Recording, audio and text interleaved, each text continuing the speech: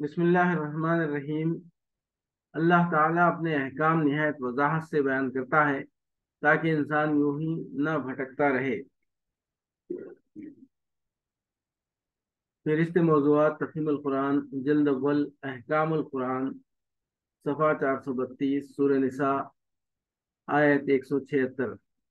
یبین اللہ لکم ان تضلوا، اللہ تمہارے لیے احکام کی توضیح کرتا ہے تاکہ تم بھٹکتے نہ پھرو۔ اللہ تعالیٰ نے اپنے احکام نہایت وضاحت سے بیان کر دیے ہیں۔ بہترین رویہ جواز کی آخری حدود سے دور رہنا ہے۔ فہرست موضوعات تفہیم القرآن، جلد اول، عنوان احکام القرآن، صفحہ 147، سورہ بقرہ، آیت 187۔ تلک حدود اللہ فلا تقربوها، یہ اللہ کی باندھی ہوئی حدیں ہیں، ان کے قریب نہ پھٹکنا۔ یہ نہیں فرمایا کہ ان حدوں سے تجاوز نہ کرنا، بلکہ یہ فرمایا کہ ان کے قریب نہ پھٹکنا۔ اس کا مطلب یہ ہے کہ جس مقام سے معصیت کی حد شروع ہوتی ہے، عین اسی مقام کے آخری کناروں پر گھومتے رہنا آدمی کے لیے خطرناک ہو سکتا ہے۔ سلامتی اس میں ہے کہ آدمی سرحد سے دور ہی رہے تاکہ بھولے سے بھی قدم اس کے پار نہ چلا جائے۔ یہی مضمون اس حدیث میں بیان ہوا ہے جس میں نبی صلی اللہ علیہ وسلم نے فرمایا کہ لکل ملک حما وان حم اللہ محارمہ فمن رتع حول الحما یوشک ان یقع فیہ۔ عربی زبان میں حما اس چراگاہ کو کہتے ہیں جسے کوئی رئیس یا بادشاہ پبلک کے لیے ممنوع کر دیتا ہے۔ اس استعارے کو استعمال کرتے ہوئے حضور صلی اللہ علیہ وسلم فرماتے ہیں کہ ہر بادشاہ کی ایک حما ہوتی ہے، اور اللہ کی حما اس کی وہ حدیں ہیں جن سے اس نے حرام و حلال اور طاعت و معصیت کا فرق قائم کیا ہے۔ جو جانور حما کے گرد ہی چرتا رہے گا، ہو سکتا ہے کہ ایک روز وہ حما کے اندر داخل ہو جائے۔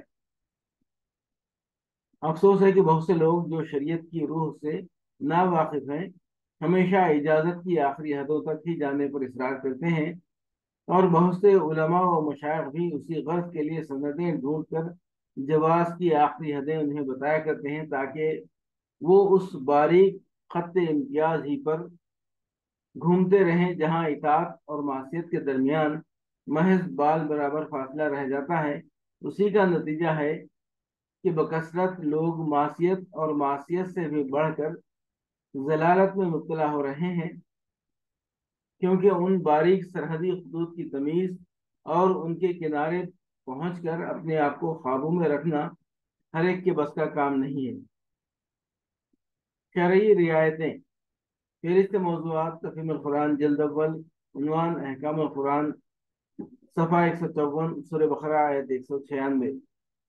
وَأَتِمُّوا الْحَجَّ وَالْعُمْرَةَ لِلَّهِ فَإِنْ أُحْصِرْتُمْ فَمَا اسْتَيْسَرَ مِنَ الْهَدْيِ وَلَا تَحْلِقُوا رُءُوسَكُمْ حَتَّى يَبْلُغَ الْهَدْيُ مَحِلَّهُ فَمَنْ كَانَ مِنْكُمْ مَرِيضًا أَوْ بِهِ أَذًى مِنْ رَأْسِهِ فَفِدْيَةٌ مِنْ صِيَامٍ أَوْ صَدَقَةٍ أَوْ نُسُكٍ فَإِذَا أَمِنْتُمْ فَمَنْ تَمَتَّعَ بِالْعُمْرَةِ إِلَى الْحَجِّ فَمَا اسْتَيْسَرَ مِنَ الْهَدْيِ وَمَنْ لَمْ يَجِدْ فَصِيَامُ ثَلَاثَةِ أَيَّامٍ فِي الْحَجِّ وَسَبْعَةٍ إِذَا رَجَعْتُمْ تِلْكَ عَشَرَةٌ كَامِلَةٌ ذلك لمن لم يكن أهله حاضر المسجد الحرام واتقوا الله واعلموا أن الله شديد العقاب۔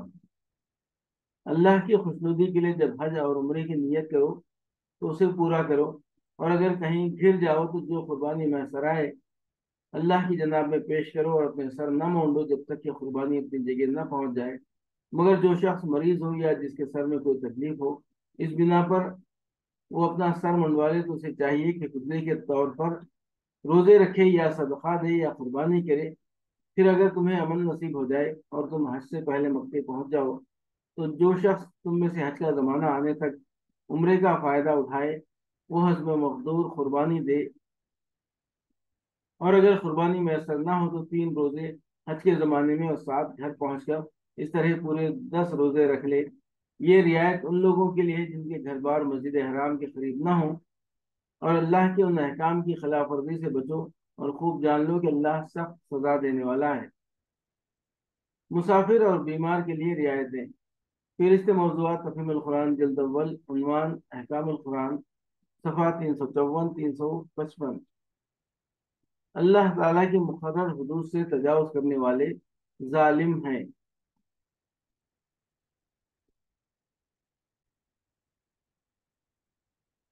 اللہ تعالیٰ کی مقرر حدود سے تجاوز کرنے والے ظالم ہیں۔ فہرست موضوعات تفہیم القرآن جلد اول، عنوان احکام القرآن، صفحہ 175، سورہ بقرہ آیت 229۔ ومن يتعدى حدود الله فأولئك هم الظالمون، ومن يتعدى حدود الله فأولئك هم الظالمون، اور جو لوگ حدود الہی سے تجاوز کریں وہی ظالم ہیں۔ احکام خداوندی میں حسن اخلاق کی ترغیب۔